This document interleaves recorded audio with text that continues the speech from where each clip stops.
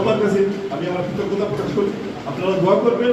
আজকে একযোগ করে দেশে আসতে পেরেছি, তো সেই যে ভালোবাসা, আমার বাবা মা অসুস্থ, মা এখনো বিছানায়, আমার বাবার ক্যান্সার হয়েছে, ক্যান্সার থেকে ওনার থেরাপি, হোমিওথেরাপি দিতে হয়েছে 80+ বয়স। তারপরে আলহামদুলিল্লাহ আল্লাহর কাছে শুকরিয়া এসে দেখতে পেরেছি।